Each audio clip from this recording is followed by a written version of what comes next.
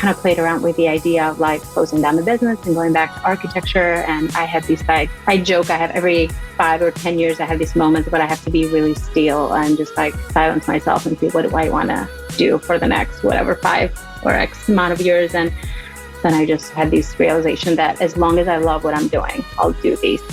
That's Vana Chupp, and this is the Powerful Ladies Podcast.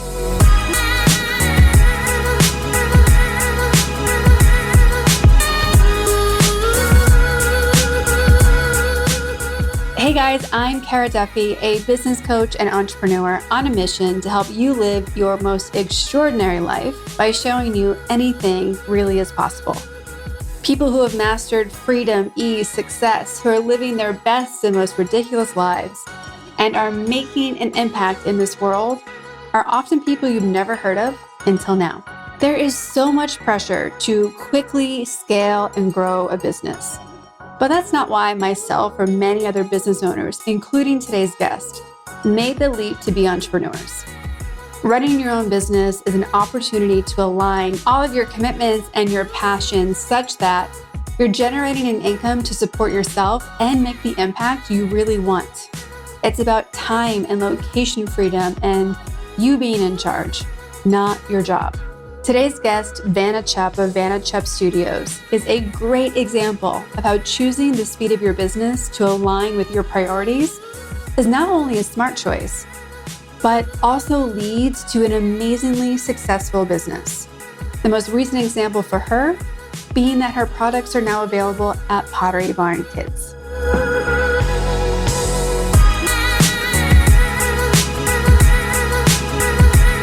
Well, welcome to the Powerful Ladies Podcast.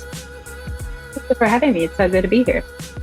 Let's jump right in by telling everyone listening your name, where you are in the world, and what you're up to. Great. My name is Vana Chupp, and I am the founder and CEO of Vana Chupp Studio. We are a lifestyle boutique brand that transforms our customers' treasured people and moments captured in photographs into one-of-a-kind heirloom quality jewelry, portraits, accessories that are destined to become treasured heirlooms and be passed down to the next generations. We are located in Richmond, Virginia. We are a team of 6 as of right now, probably adding a few more in a couple of days. And we sell all our products online through our e-commerce site. We do sell in person by appointment only. And as of the last couple of months, we are also found on Pottery Barn Kids, a full collection of our products. Well, and you've had such an interesting journey with your business. You started, I believe, doing silhouettes, traditional paper silhouettes. Mm-hmm. Exactly, yeah. Started on Etsy in 2008. I was a stay-at-home mom. My boy at the time, our firstborn, was 3 years old. And I had done silhouettes since his birth, really. I am a trained architect by trade, and I found silhouettes really captivating and creative way to just kind of document his growth. And so I would sketch his silhouettes monthly and just see how his ever-changing features, facial features would change and would be documented in a creative art form, so to speak. So I started, so to speak, the business on Etsy. It was not really, I had no plans. It was just a little shop to sell stationery and fine art, mainly silhouettes. And at the time, they were not even custom. They were just, silhouette theme artwork. But quickly, it kind of got a lot of moms like myself kind of picked up the idea, and they loved hiring me to create custom silhouettes of their little ones. So yeah, it was strictly a paper business. We used to, it used to be called Le Papier Studio, which means paper in French. And that's, we were known with that name up until 2021. And what made you pivot the company name? Yeah, well, we had, our line of product had changed quite a bit. We are, I would say that we are a 90% jewelry and accessories company right now. We still do portraits. They're kind of like what we were known for in the beginning. But so it kind of like ran its course, and it was a little bit confusing and hard to say for our customers. And also just kind of rebranding. We got a new brand. We wanted to kind of create this idea of like open the doors to the future and see what is in store for us for the next 10 plus years. Well, you also do these really beautiful home portraits. And so I love that you've tied in your architecture past into this business as well. And people love those and the home ornaments, correct? Correct. Yeah. So those, we joke with our team. I used to be the creator, like the maker in the beginning, and I miss that now that I've kind of stepped into the role of leading them and being the CEO of the business. I miss those moments where I get to actually work with our customers directly to capture a memory or just a memory of their first home or last home. And so those are the two products that I still kind of have my hand on. Although I'm training a team member to take over the custom home ornaments. But yeah, those are, my passion. It really connects me back to architecture and what, my background is. So it's still something that I'm really passionate about. Would 8-year-old you have imagined that you were the founder of a lifestyle brand? Probably not. If you were to talk to my parents, they always had, these stories of me. They knew that I would be doing something creative in my life. Even when I was probably as young as 10 years old, they'd say that I'd always sketch house drawings. And, so they knew I'd be going into some sort of creative industry, but I never in a million years thought that would be, what I would be doing. Like I said earlier, I started, I graduated with a master's in architecture. I worked for a couple of years, and I didn't think that I would be using that, to create the business that we have today. But really, everything that I learned along the way, the sensibilities, like the sense of style and everything, our products, sort of the eye for what we put out there, kind of links back. So probably not. My 8-year-old would have not thought that I would be doing these. And I correct me if I'm wrong, but I believe that your husband is your chief operations on your team. He is during the day. He's also an architect. We met in architecture school, and about a year ago, we made that decision that we've always wanted to own something together and just be creatively involved into something. And since this business, he's been there since the start of it, it just made sense at the point for him to come along and just help us put some organization behind the scenes with our team, and also, quote unquote, try to be our CFO in learning. We do have an accountant that does our accounting that he's helped. He's been a great help with our growing team. How do you balance, you guys, you met in architecture school and now you're working together. Has it always been really easy to collaborate together, or is it something that you have to manage, family hat on versus business hat on? What does that look like for the two of you? Yeah. So when we met, we actually worked together in architecture school. He was a TA, a teacher assistant, and I helped in the library, the architectural library. So we worked together. That's how we met. We actually ended up working at a company together, but it is quite different, just working at school or in a company and then owning your own business and just kind of trying to balance life and business. He's always been really understanding. We kind of like support and support one another in whatever it is. We have great conversations about architecture and, things that frustrate him or excite him, and vice versa. He's like a great sounding board for me. He's kind of the calmer one of the two of us. I'm very passionate, when I get passionate, you probably have noticed I have an accent. I wasn't born in this country, so that comes out. But all in all, it's just, I think the two of us work really well together. When he came on board our team, that really honestly, they're like, is this a good thing? Like, we don't want you guys to just leave and breathe your business. And it was a really great decision for us. Like I said, we work well together. Our boys have been in these, they've seen me work from home for 14 years. So to them is not, and they're older now. So we have a little bit more flexibility with, kind of putting in a 5-hour weekend if we need to talk about a project or work on something for the business. They totally understand. Yeah. Well, so I'd say we work well. Good. And I think I even saw that your eldest son is sometimes helping too. He does. Yeah. He's the same son, I guess, the oldest, that his silhouette used to grace the logo of our business up until a couple of years ago. So he kind of takes pride on it.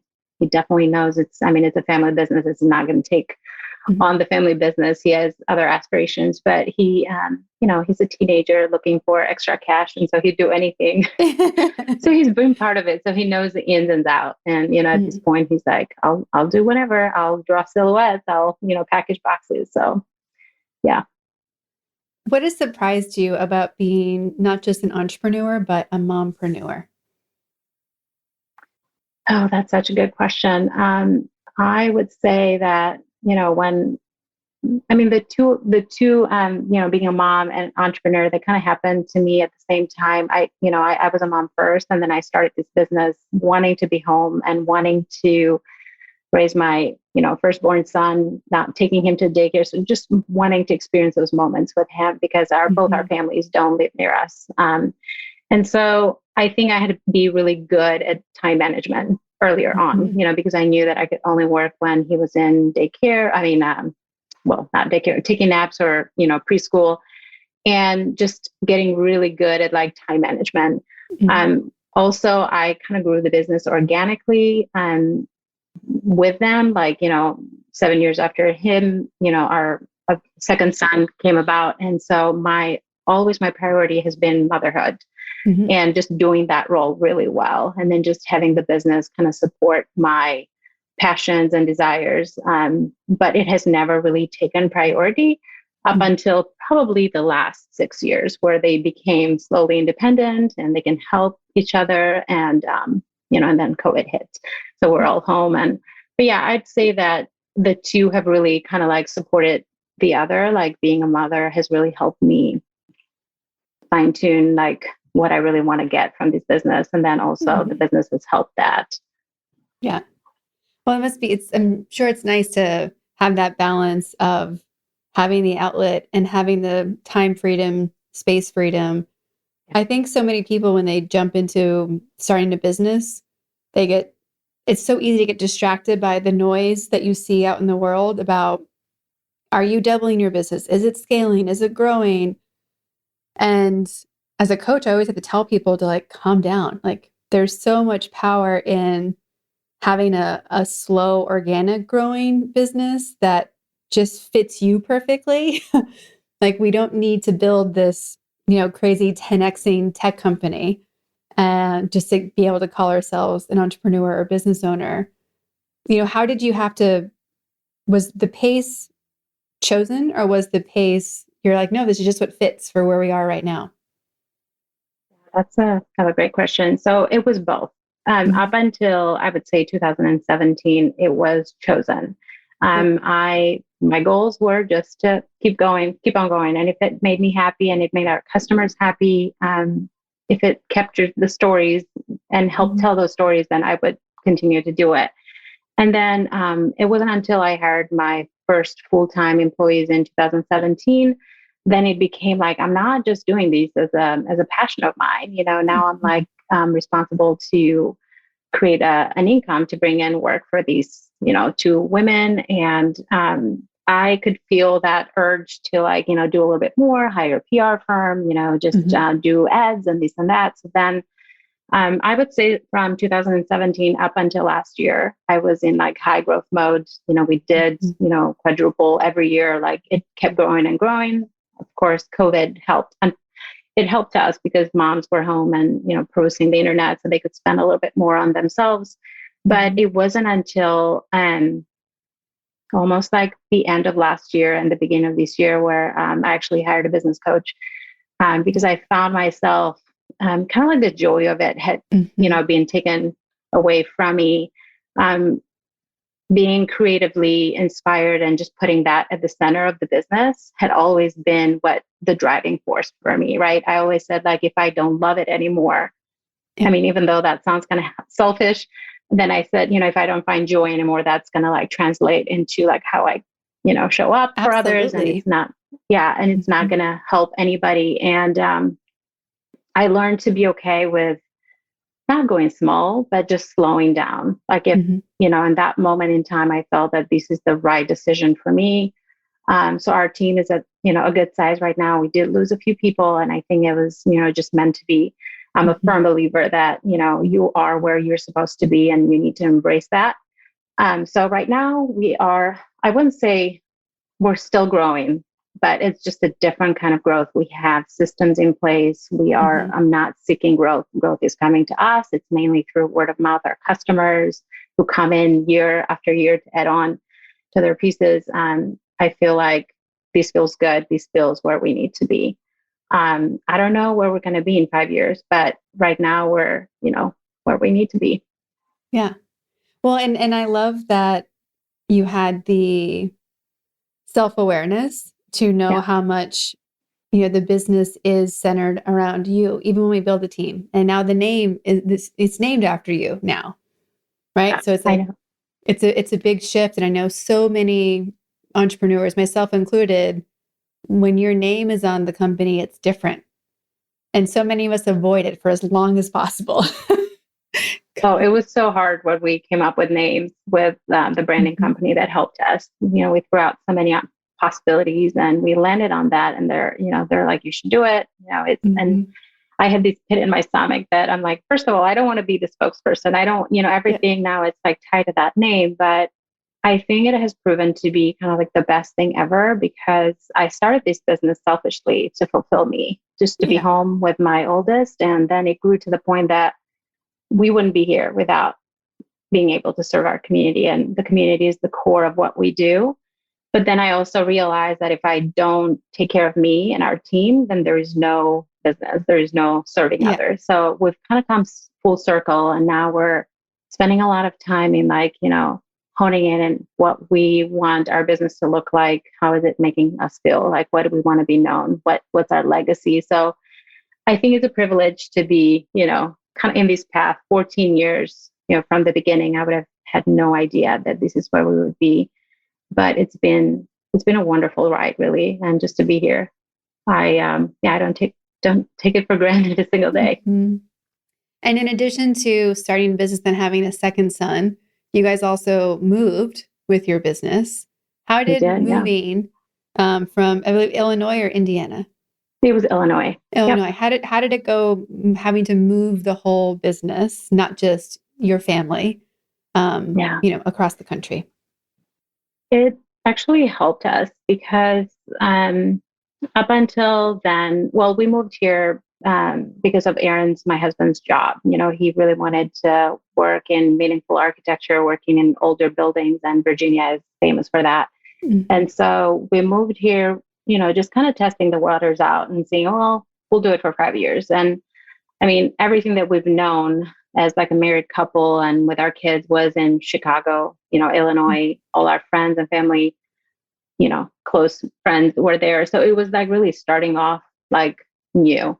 And so it was both terrifying, but it was also really exciting because it's like a new way to just do things. And I had, kind of played around with the idea of like closing down the business and going back to architecture. And I had these I joke, I have every 5 or 10 years, I have these moments, but I have to be really still and just like silence myself and see what do I want to do for the next, whatever, 5 or X amount of years. And at that time the pool was really strong that I wanted to go back into architecture. And then I just had this realization that as long as I love what I'm doing, I'll do these. So then I changed, Mhm. a heart came again. And at the time, our youngest was 3. So I also wanted, it was kind of like repeating, the same cycle with Nicholas. I'm like, well, I was home when, he was little. So I want to be home for our other son too. So I just kind of decided to go with the flow another time Mhm. and not really have any big goals or dreams and just like let it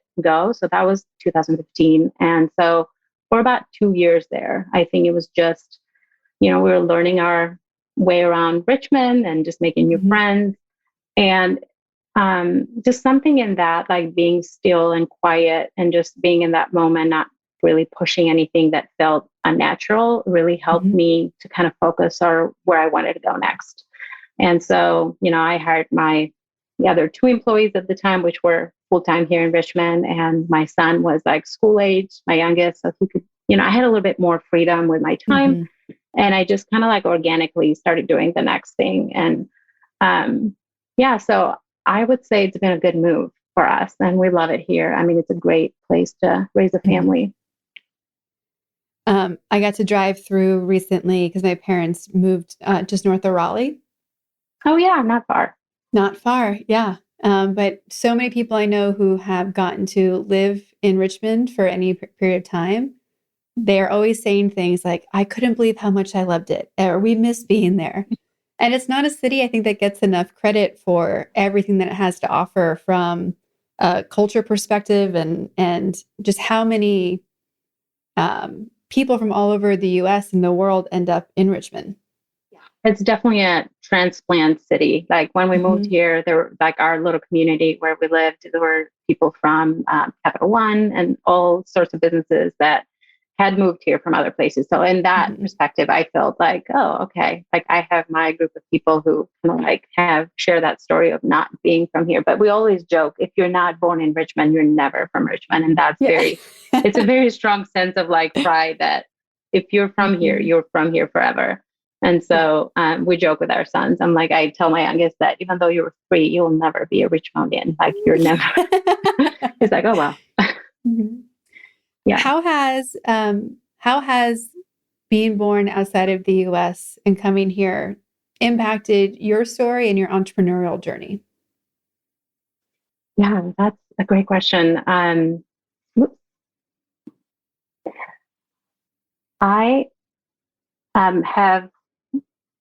I come from a strong family of strong women and very passionate women. All 3 of us were 3 girls, and all 3 are entrepreneurs. 2 of them are still in Greece, and I'm here.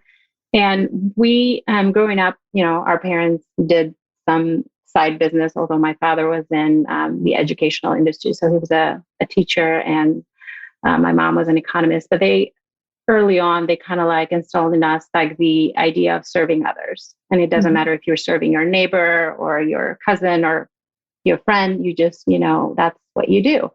And sometimes to our detriment that, so coming here, I mean, I came here for college, to finish architecture school. I had no idea that, this path would be put in front of me. But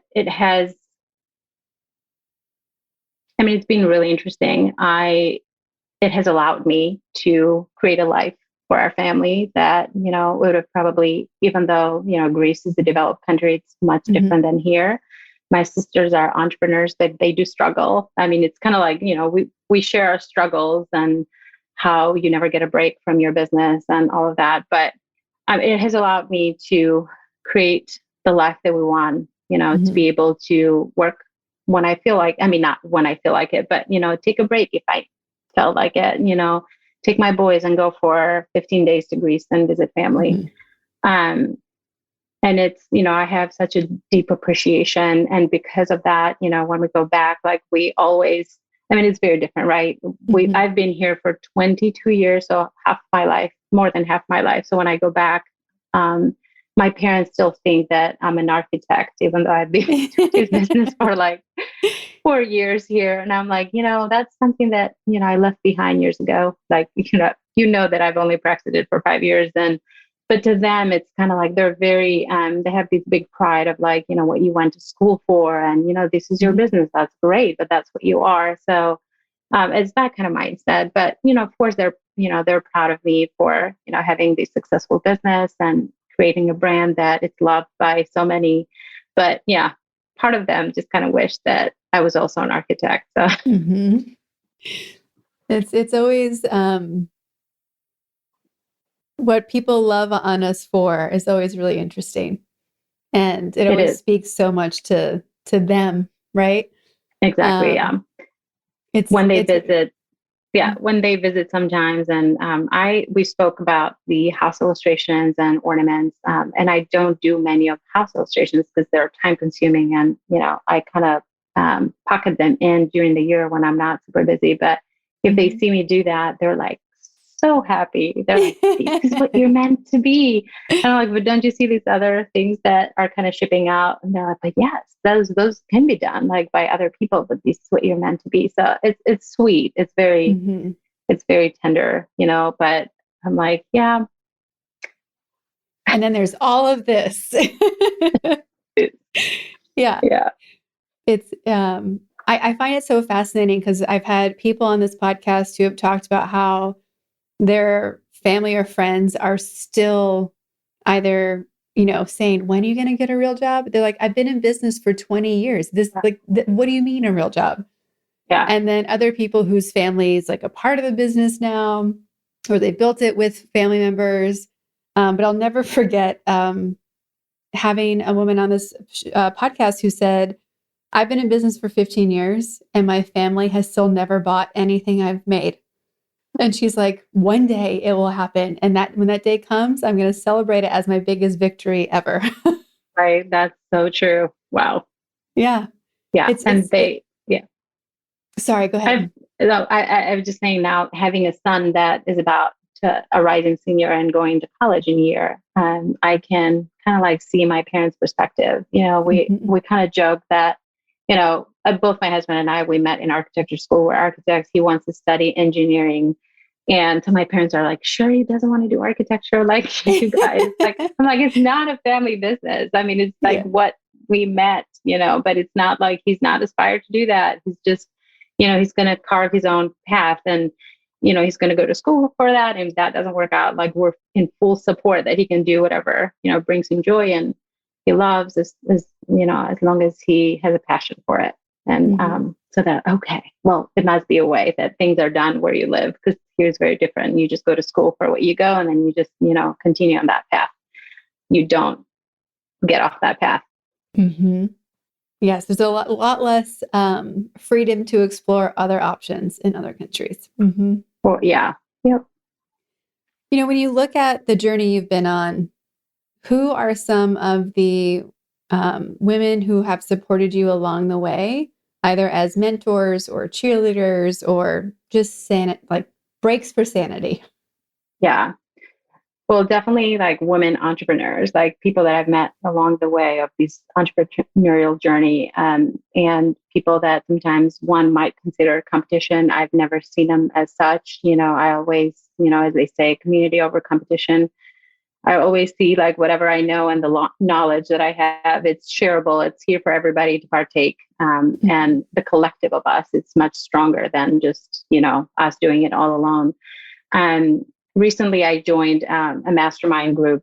It's the Product Boss business. So it's we're in this mastermind with women from different industries that my own, like, you know, marketing, you know, testifiers, like just all sorts of businesses, and just to see their stories and, you know, how it came to be. Like, you know, some of them, like me, did not have dreams of becoming entrepreneurs. It just kind of, you know, happened along the way. And some of them were very driven, and every story is just so inspirational, so inspiring to me, because all of them have that idea of like serving others and doing it while they're creating a fulfilling life for themselves and their families. They don't have to, like, you know, work the 8 to 5 job and, like, you know, stress themselves beyond. I mean, there are seasons in business where I feel like I've had those moments, but we all kind of aspire for kind of like the greater good of being an entrepreneur, serving others, you know, having self-awareness and, you know, being a better boss, a better mom, you know, while doing it. So I would say those women that are in my mastermind group have been my, and I've only known them for 6 months, but some of them have been like really, really powerful women and inspirational to me. I'm a huge advocate that every entrepreneur needs a coach and a community. Like we have to have them. It can be lonely and overwhelming, and there's so many choices to make, and you can only get so far talking to yourself. And it gets, you know, when you're not the maker, like I used to be the maker, I could be the maker all day long. But then when you add people to your team who do it better than you do, or they used to do it, then I found myself in this role of like, okay, now I'm supposed to lead them. And this is something that I've never done before. I have no idea. And some of us are better than others. And it was a huge help for me to get a coach and to be part of a group of women that we could just throw ideas and talk and be in a room without feeling like ashamed or stupid or, how do you not know the answer to that? And just, it's been powerful for me. Yeah. When you think of the words powerful and ladies, do they mean something when they're separate? And does the definition change when they're combined? That's such a good question. Powerful ladies. Well, I think it's combined. It's way more powerful. I think it's, I like that better. For sure. What does it mean to you? Well, to be powerful, really, to me, it means to know what you want and find ways to achieve it, right? It doesn't mean that you need to be, growing every year. Personally, for me, it actually means to silence and just know, really hone in and what is it that I want my life and my business to look like in the future. It also means that to find ways to break the ceiling and just break the norm of what has been done before.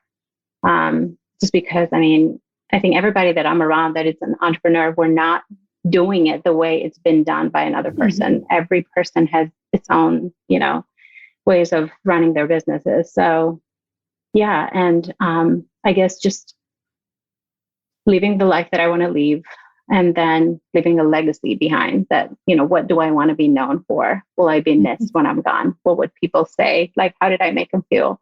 Mm-hmm. All of that, I guess, would make for a powerful lady, not just how much money she brought in from, doing this business. That at the end of time, I think very few of us would look at that. Yeah, absolutely. We ask everyone on the podcast where they put themselves in the powerful lady scale. If 0 is an average everyday human and 10 is the most powerful lady you can imagine, where would you put yourself on the scale today? And where would you put yourself on the scale on average?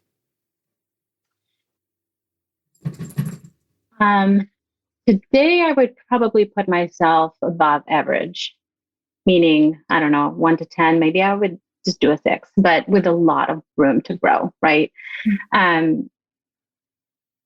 That said, looking back at my 14 years of running business and being an entrepreneur, I know that I've learned so much, my confidence and, learning skills and the way I adapt to like challenges and how I deal with, all of that has helped me, I guess, get at that point in the scale of like, a little bit above average, but I'm a firm believer that, I'm a student of life. I would not be where I am if I, didn't learn something new every day. Every day I'm challenged by even, our boys or, our team members, our customers. So I always see that as an opportunity to grow and to have self-awareness. Like, I don't see like being on the other side of 14 years of running businesses, like a place that I've made it, I've arrived. It's just part of the path to the rest of me, the rest of life. I might not have this business, in 10 years, but whatever I've done, all the scenarios, all the hard work that have brought me here, kind of like laid the way for where I'm headed. Yeah. And I think another commonality besides what you've hit on of always wanting to be curious and learn and, to be wanting to leave a legacy and create great spaces for our people, right? Our employees, right. Our family. Yeah.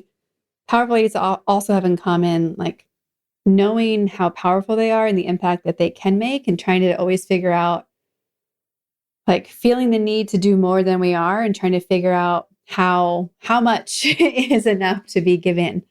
Where do you find yourself being called or pulled to be making a bigger impact or to be taking actions in other areas that you're trying to figure out that balance right now? Yeah.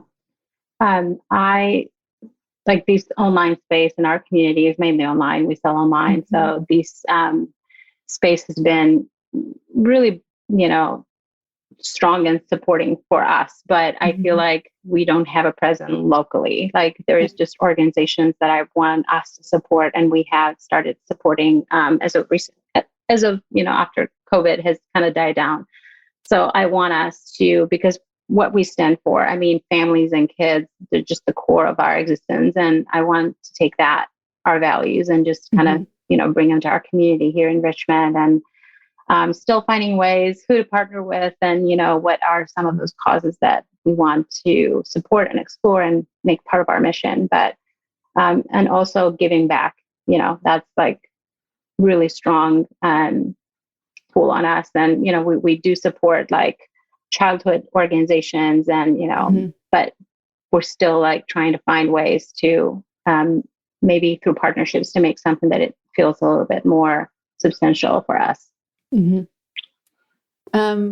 Obviously when you're an entrepreneur and then a mom and then everything else that you are for all the other people and things you care about, we have to be really careful about filling up our own tank.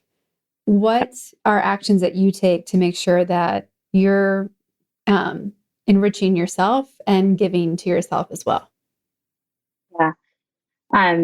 Making my mental health and my physical health my top priority. It has not always been the case, but as of the last 5 years, making that top priority has been a must in my life.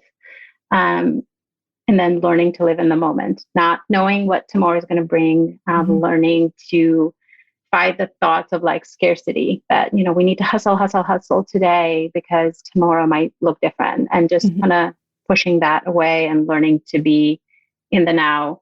My boys are growing fast. I feel like, it could be a blessing and a curse, a blessing because, I can work more now. I can, devote like my hours to growing the business and growing our legacy, but also a curse because, we don't get these years back. They're fleeting, they're gone. So just really learning to slowing down and making time for the good things in life, what makes the good life. Yeah. And I think it's like, when we're busy, I mean, we don't see that. We have to like really be present and still to, look at it and embrace it and enjoy it. Absolutely. What makes a good life for you? Is it sneaking in ice cream? Is it going to Greece? Is it like, what are those things that just bring you joy? Well, as a whole, and it depends because our oldest is 7 years older than our youngest. So it's different with each one of them. As a whole, as a family, of course, we'd love, like board games and just catching in a good movie on a weekend, or just making their favorite food, traveling, going to see their grandparents and aunts, of course. But it's those little moments that I get with each one of them, driving them to and from practice. Well, my oldest can drive now, which is scary, but just like listening in and, being really quiet and let them talk. And it's amazing the things that, you see through their eyes. And it's just, I choke up every time because it's, there was this saying, like somebody sometime told me that you wouldn't know, like, all the love and everything that you've poured into these human beings. You don't know until they become adults and they're, they speak for themselves. And, that's when, you've done a semi-good job. Right. And that's the desire of a parent. So just finding those pockets of time and just, enjoying the little things with them. Yeah. Amazing. How excited are you that your products are now at Pottery Barn Kids? So excited. That was a long time coming. Friends, when they, chat with me, they're like, how did that come about? Like, and how that came about was really wonderful too. Like, most companies might, have the people in staff where they would reach out to Pottery Barn, or we also were on Front Gate a couple of years ago, but both opportunities, they came about, like they reached out to us. They found us through our customers, kind of like how you found us.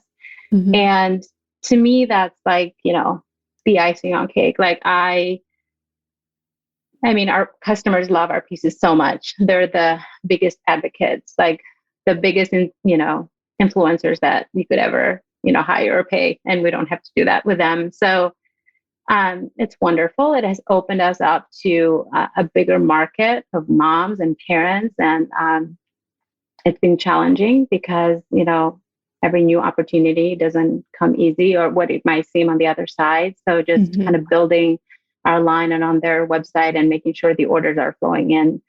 Okay, that has been a challenge, but it's great. Their team is amazing to work with. So it's been such a wonderful experience for us. Amazing.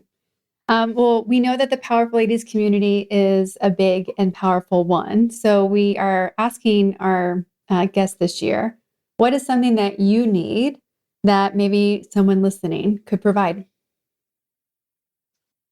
That's a great question. I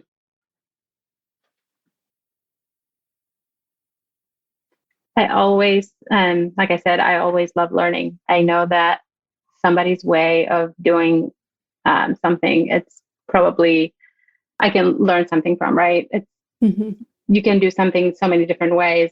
So just being part of that, I guess, and sharing in and making space for people who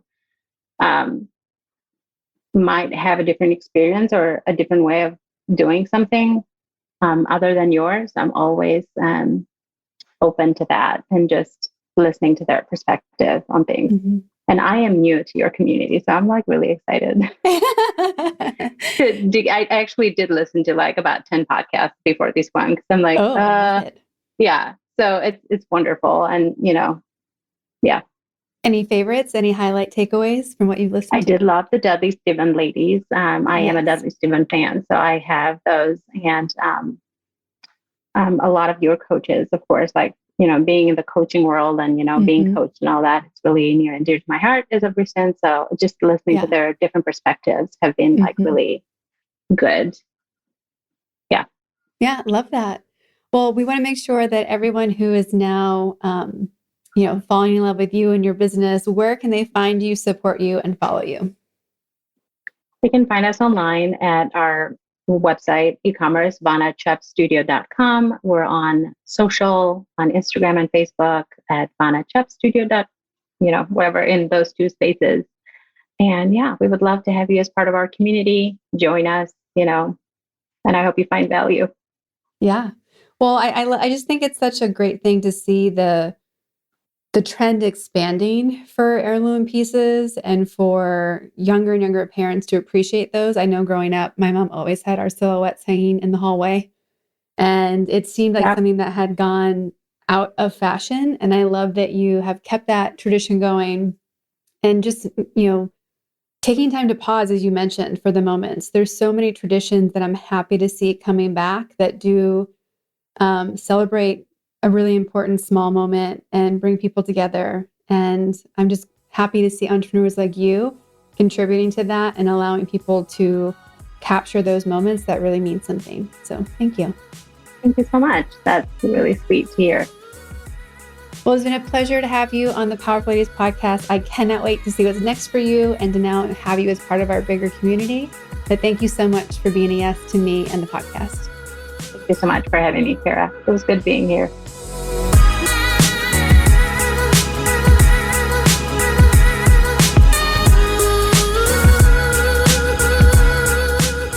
All the links to connect with Vana and Vana Chupp Studios are available at our show notes at thepowerfulladies.com. Please subscribe to this podcast wherever you are listening and leave us a rating and review. They are critical for podcast visibility. Come join us on Instagram at Powerful Ladies. And if you're looking to connect directly with me, visit karaduffy.com or Kara_Duffy on Instagram. You can also find both myself and Powerful Ladies on TikTok.